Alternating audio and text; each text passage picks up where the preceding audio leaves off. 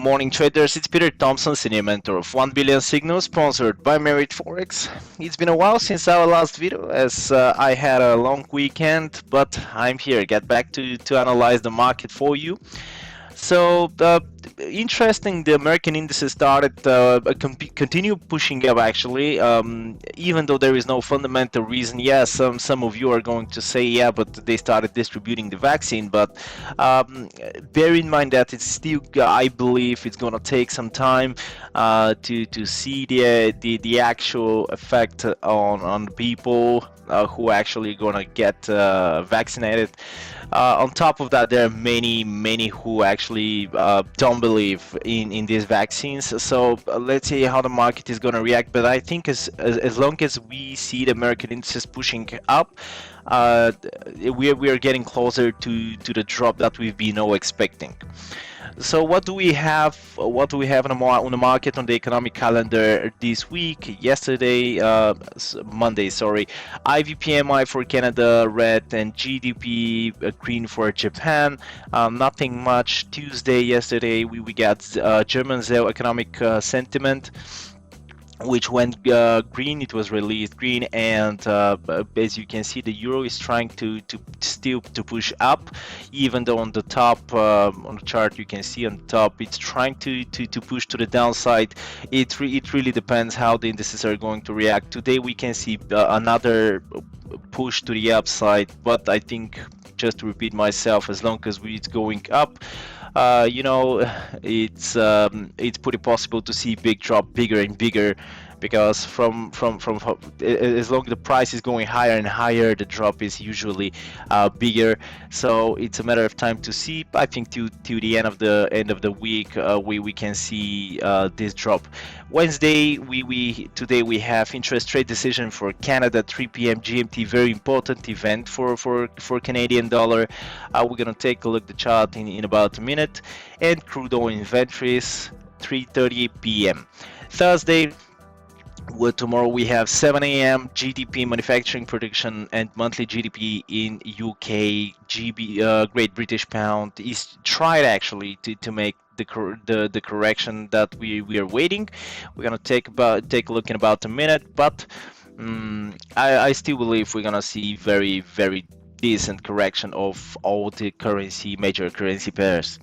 Deposit facility rate 12.45 for the eurozone.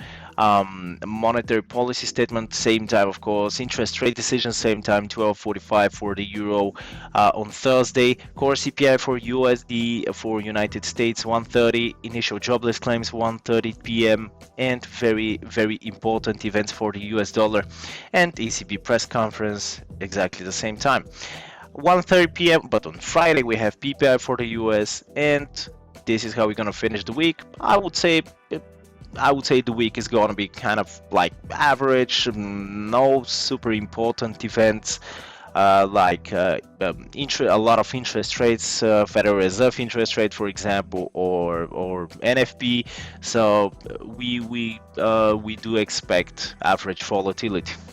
What's going on the chart? The euro US dollar in front of us, as you can see, trying to push up, try to make a correction. This is not a big enough correction compared to this push to the upside for the last 2 weeks, 370 pips. Just 60 pips drop is nothing. Be careful by taking buy trades on the euro USD. Be very careful, because if you take a look, S&P 500, for example, reaching the all-time highs, pushing to the upside, and once statistically speaking, every big drop actually happened from the top, and it happened sharply. So, and of course, following the American indices, usually the majors are following the same direction because they're correlated with the US dollar. And because of this, if you buy on the top, definitely you can get caught by very sharp reversal to the downside. Great British Pound. Here we it's logical to see GBP after the correction was big enough, 270. It's absolutely logical to see the GBP going up because United Kingdom is one of the first countries that started vaccinating their population, their citizens.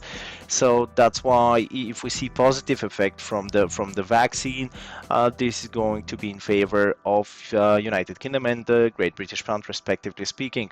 So we saw absolutely okay correction, 270, 260, 70 pips after 500 pips. The last 2 weeks upward push, and we definitely can see 1.3480 as our resistance level. False breakout here on the top, pretty logical movement and continuation to the upside. Still be very careful. What I mentioned a minute ago about the American indices, be very careful because these can push the GBP down as well. Australia and US, Australia and New Zealand, both currency pairs, pretty logical to see push to the upside. They're in a very strong uptrend. COVID cases, they don't need vaccine.